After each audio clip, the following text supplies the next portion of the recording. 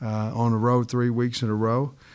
Excited to get back home for homecoming and play a really good Auburn team. And, you know, they start offensively with Bo and Tank, two of the better players at their position in the conference. And Bo sure makes a lot of things happen when it doesn't look like he has a possibility to. And, you know, D-Rob was over at Georgia, very fast wide receiver, have 4 of their 5 offensive linemen back. I really like their team. They're physical, really well coached. Coach Bobo does a great job over there. They're really physical. And defensively, to me, they're back to where Auburn's been, dominating on the D-line with Hall and Fair and Harris and Wooden. I think those guys are really good players. You know, I don't know about Owen Papo, whether he's going to play or not, but he's certainly one of the better Mike backers, even though Chandler Wooten's come in and played really well. And then on the back end, Smoke Mundy's an exceptional player. They're just a really good football team, and we're excited to have a chance to get them in here and play. With that said, you know, we need our fans, and I think we're about 500 tickets remaining for the game. If you look, and Trey, I had a quick glimpse of what you said, and it's 100% correct. You know, there's been 2 games that had specific, in my opinion,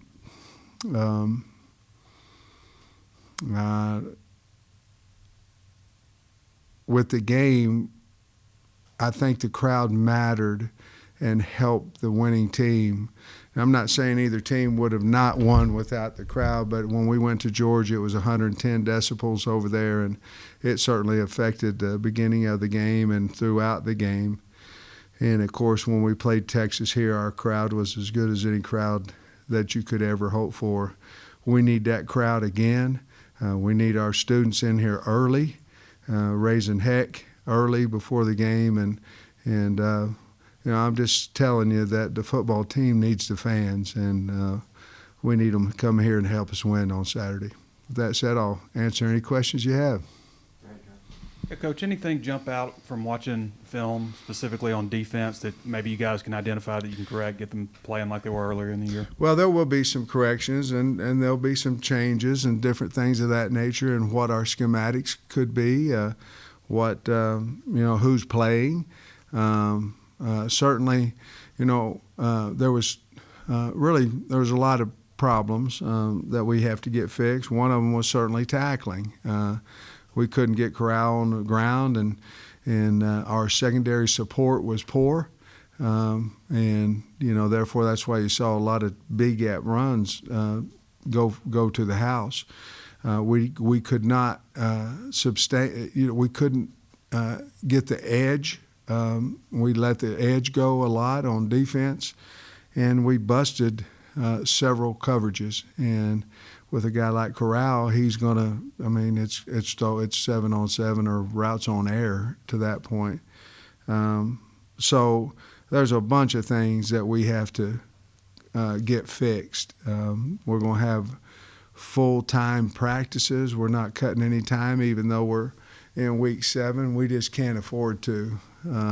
We have to get better on both sides of the ball. But the glaring deal, obviously, everybody knows, was our defensive side of the ball, and those are 3 areas that we really, really are going to have to concern ourselves with this week, and along with what we're doing schematically and different things and moving people and things of that nature. Will there be anything with the way last year's game finished out? Will there be anything you'll use from that game as motivation for this one, whether revenge factor or just showing them the video of how it ended? Or anything? Yeah, I don't know. I've gone back and forth on that, what to do with that.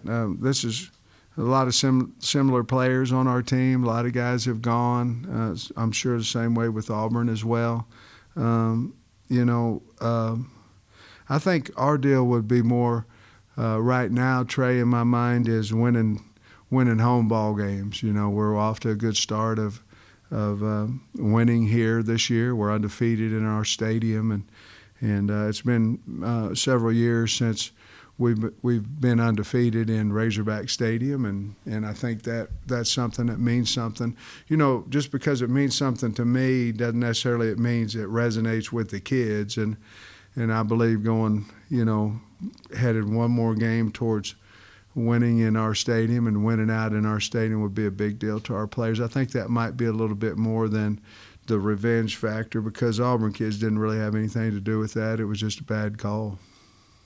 So big picture, you're 1 2-point conversion away from being 5-1, tied for the top of the West. What are your thoughts on progress? Like where the program is halfway through this season, where you thought it might be? There's a lot of pressure that comes with success. I'm sure there's a lot of pressure that comes with, losing too. I don't really want to get used to that part of the pressure, but there's a lot of pressure. And once you start out like we did, the fan base, everybody, starts getting excited about, you can go beat the Green Bay Packers, and so with that becomes a lot of responsibility. I would much rather have it that way, being 4-2. I think is certainly not where we want to be, but we can't sit here and go, well, that's been a terrible season to this point. Certainly wish we would have been able to convert the 2-point play or stop them or, make a field goal or, not get a turnover, whatever it may be, and be 5-1. But I'm proud of our kids, the way they play. I'm proud of our coaching staff. We have to get better. I have to do a better job, and once I do that, it'll trickle down. But I'm proud of where we're sitting at this point, and I'd probably be lying to you if I told you anything else. I haven't seen the replay yet, but there was a couple of balls that could have been picked off. I think late in the first half, 3 of them. Early in the second half. Just those are the kind of things that could turn a game. Well, you're absolutely right. We dropped one, and then the next play they kick a 50-yard field goal, and or something like we dropped one, and then shortly they ended up converting to 3 points. So, we practice that every day. The bottom line, we didn't try to high point the ball on any of them, and on catch, the one he's got a broken hand, so got a cast on there. That's a little hard for him. He probably would have made that. I believe he would have if he would have been able to, not have a cast on, but those things happen. Warren Thompson had himself a pretty interesting day on Saturday. I wonder what you've made of his growth and just how he's complimented Traylon at receiver. Well, I think he's getting better all the time. He still has to continue to be a better blocker. He has to continue to learn the offense. But, I think if you look at the portal, I think we've had 5 guys come from the portal, and I believe 4 of them were starting, and Trent's been beat up. Gordon's been hurt, but he would be playing a lot of ball for us now if he wasn't. But, Coach has done a good job with him, and he's caught some really good big balls here in the last 3 or 4 games at least. And he's long, rangy, and fast, and he doesn't say a whole lot. He doesn't speak much, but doesn't talk a whole lot. But he's turned out to be a really good compliment. They're going to have to watch him as well instead of, just 1 or 2 of the other guys. Just after working so much on a 4-man front in the spring and early, do you still feel you got the depth to play that if you need to? I think we do. That's some things obviously Coach and I have talked about, and we certainly do. I mean, if you're sitting there rotating, which we are right now, 8 guys on the D line, sometimes 9. That 4 times 2 is 8. You certainly could do it, and I'm not going to sit here and say what we're going to do or what we're not going to do. But to answer your question, we have enough D linemen. We feel like that we could rotate in a 4-man line. Also, does Nix present similar kind of dual threat problems that Corral did, or are they different styles?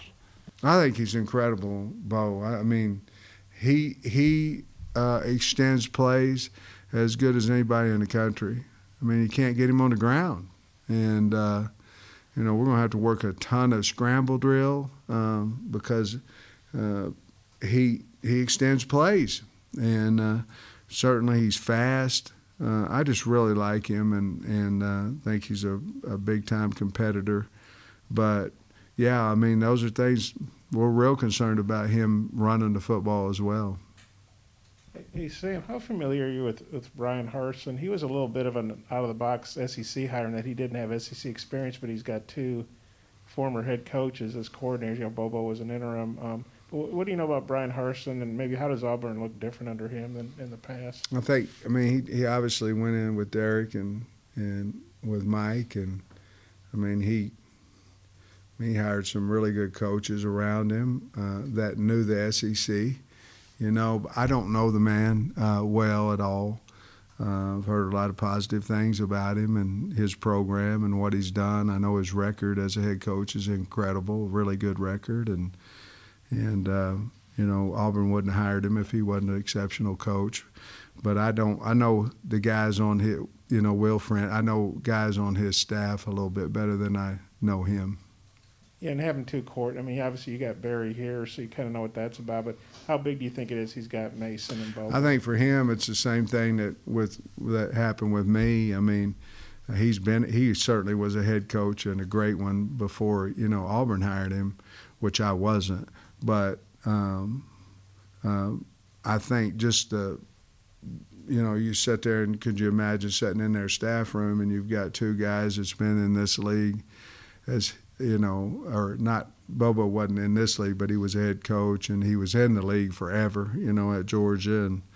And so I think that'd really be beneficial to him, and I think it'd go a long way in recruiting as well. So how does Auburn want to run the ball? How do they move it? Do they have any similar schemes? Yeah, well, I think they're a big inside zone team. I mean, they want to, and really they're hitting it straight downhill. You know, a lot of cutback on that inside zone, and basically they're letting, you know, Bigsby and Hunter and Shivers. They're letting them get their shoulders square and hit it. You know, they're hard to stop for less than 4 or 5 yards when they get to that point. They have a variation. You know, they run a little truck play where it's down, kick out, little toss. They do a lot of zone read with Nix. Let him be a runner as well. They have a lot of little inside fly sweeps. Not a huge get the ball outside team unless they're doing it with somebody other than the backs. You know. A lot of nakeds off of their zone scheme. So it looked to me a little bit very similarity to what we were doing maybe at Georgia when I was there those 4 years. I know Coach Bobo came. You know, him and Kirby are really good friends, and he came to practices and things of that nature. And what a really great man he is. He's a great guy. But some of those things. Third down package looks pretty similar to what we were doing at Georgia. You know, a lot of quick tosses outside, you know, trying to get the end to bite and just outrun him for the first down, some things of that nature. You mentioned Catalon's hands. Is he going to be in a cast all year? And then also, Gordon, do you expect him to get back and help you all this year? Yeah, and I'm not for sure. Let's go with Gordon first. I think Gordon, I feel like I'm hoping that there's a possibility he can get back this week. You know, he was better last week. We didn't travel him because, you know, we don't travel guys that we don't think have an opportunity to play. And then on Cat, I think there will always be some type of protection there throughout this year with his hand. And then Dalton Wagner, I guess he traveled but didn't play. Do you have a status update on him? Well, Dalton's got a finger, and the bottom line is that it went out on him, and they couldn't get it back in place. He had surgery on that finger this morning. And so, you know, his status is not going to be available for a while. As far as last week, because when you let it be known about Crawford and St. John, just how you feel that Limmer and Latham kind of responded to the challenge last week? I thought they played well. You know, I think a lot of times you think you're going to lose your job. You go back to playing how you earned that job. And I think they did. I thought they had a good game. I was really proud of Ty Clary, you know, out at tackle. He played the entire game out there at right tackle. I still think that – I tell you what we found out a little bit last week was about Jones. You know, I think Jones can be another tackle for us. You know, we moved him out to left tackle. I believe we're going to look at him a little bit as a swing guy. He's very athletic and long enough.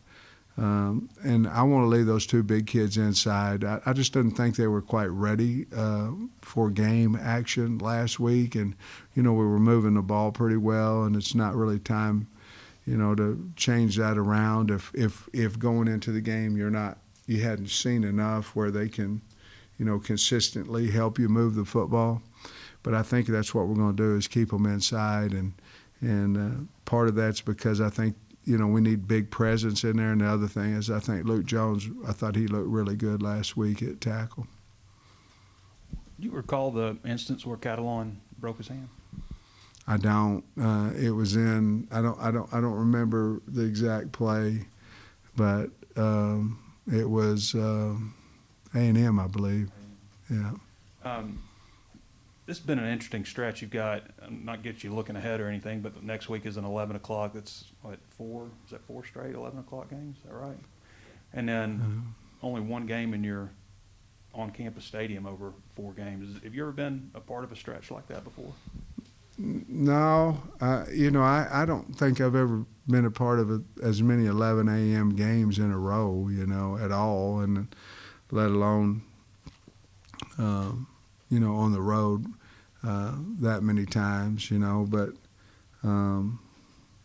I'm grateful for 11 a.m. games. They're a lot better, you know, when you win because, you know, you can go home and look at everybody else and say, man, that guy, why did he make that call? Why did he do that, you know, and have a good time. But when you lose, it's not even fun. You know, you go home and you think over and over and over about how you can, you know, a man who corrects himself looks at himself, you know, I know we didn't play well defensively, and I get all that. I got to look at me first. What am I doing to help them?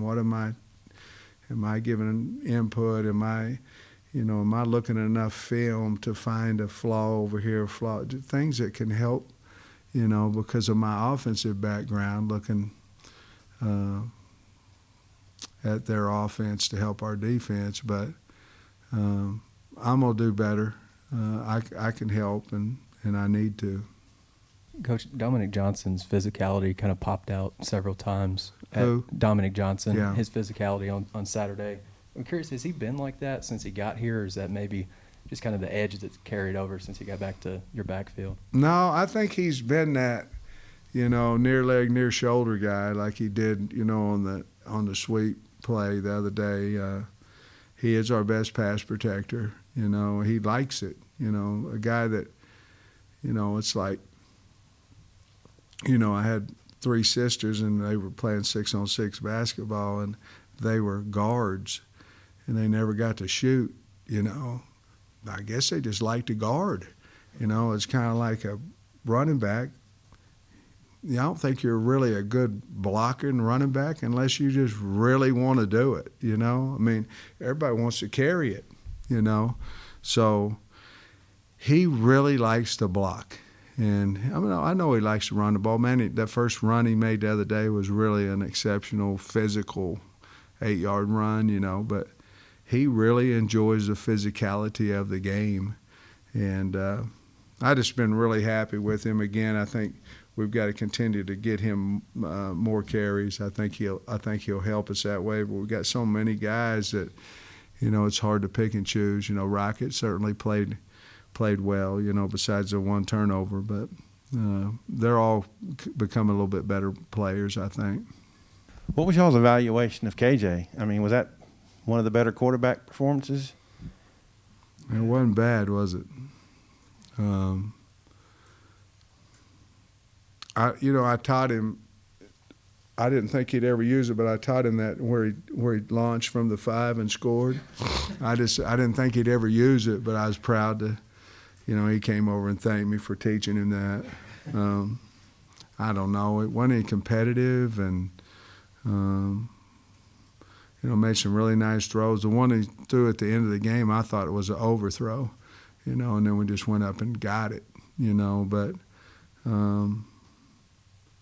he's tough. I mean, he took some hits, and he just coming into a well-rounded guy, and, you have him 2.5 more years, and I think that really bodes well for the University of Arkansas. But I know one thing. I know the fans believe in him, and I do, but our team really believes in the guy. And he doesn't say a whole lot, but he's one of the most popular guys in there because of how he handles his business and what he'll do on the football field. Can you imagine where he started this year and then where he's at right now?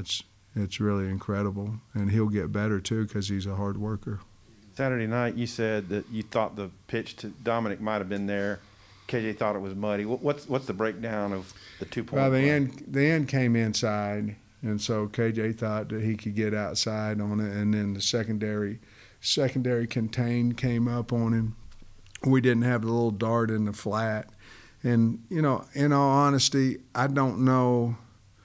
He came off of that pretty fast. I don't know if he saw, because Myron had lost his seal hinge on the backside, so that guy's coming underneath too. I don't know what all he saw that fast, but I think then at one point he decided, I'm going to run it, and then here comes secondary contain, and then I think, to be honest with you, I think he looked for Traylon and figured Traylon might can go get it, and it just was a little hot, and there was a lot of, everybody was covered, and the play had, in practice, the shovel was there, and then we came around, the dart was there, the little flat was there, those 2 different times that we ran it at practice, it just wasn't there that day.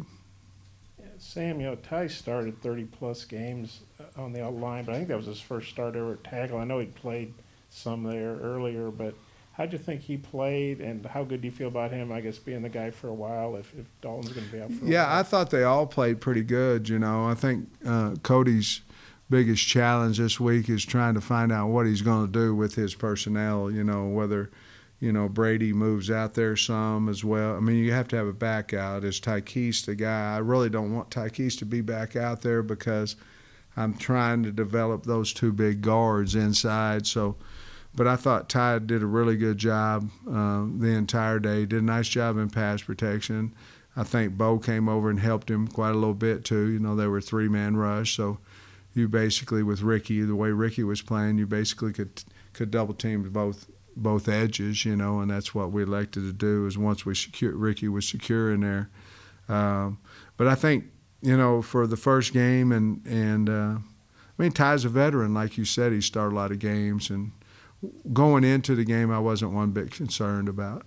I wasn't about right tackle because Clary, he's obviously been practicing it during the week for several weeks because of Wag's hand, and we out of any good on good. So the good on good reps Ty was getting. And I think you guys are a slight favorite in this game. I think it's the first time since you got here. You've been an SEC favorite. No, I know it is. Of course, Texas is kind of a quasi-SEC team, Power 5. So it's the first time. We weren't favored there either, Bob. Yeah, it's the first time you've been favored against a Power 5 team. Just how does that feel? What do you think? I don't know.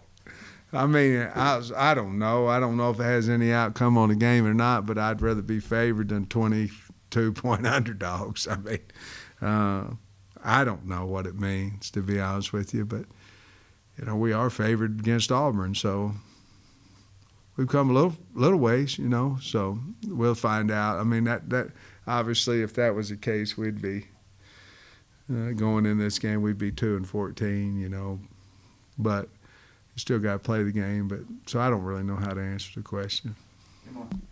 You talked about the physicality of the running backs. What are they doing outside of practice from a strength and conditioning perspective to get better? And the second part of that, how has Rocket progressed through this season, especially for being so young? I think, well, we still lift two times a week for strength. It's not just to maintain for strength. If you're not a traveler, you're going to lift 3 times a week. But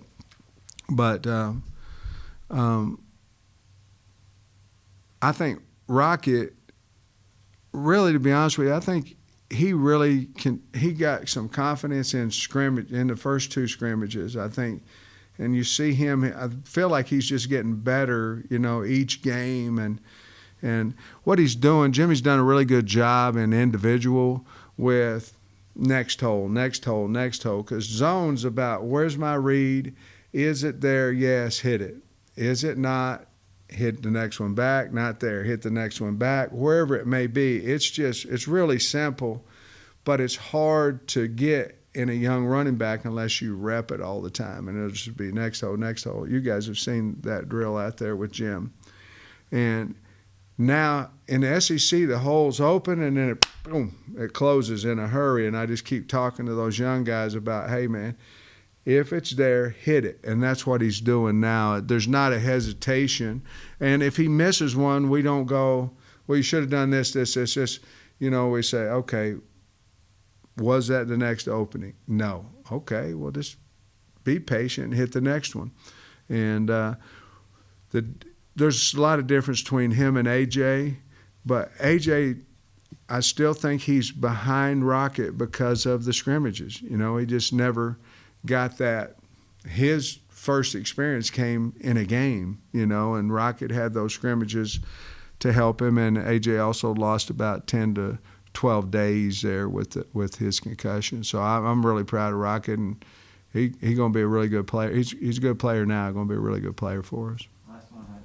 Coach, it seemed like Ole Miss's defensive line had quite a few injuries during the game that kind of slowed things down. I think they came back, though. Yeah. They're healthy enough to get back in there. I think based on what I was reading, you could maybe submit some of those to the NCAA. I'm wondering if you've done that, or do you have any ideas? No, you can't. No. The rule has to change. I mean, right now there's no penalty. And I'm not saying the guys weren't hurt. I mean, they may have been hurt. I'm not a medical doctor, so, but a lot of them, cramped up or whatever happened to them. And no, I think the rules committee's got to look at that. They wait every 2 years to do it, and I think I'm on the board of trustees too. I think really have to look at that.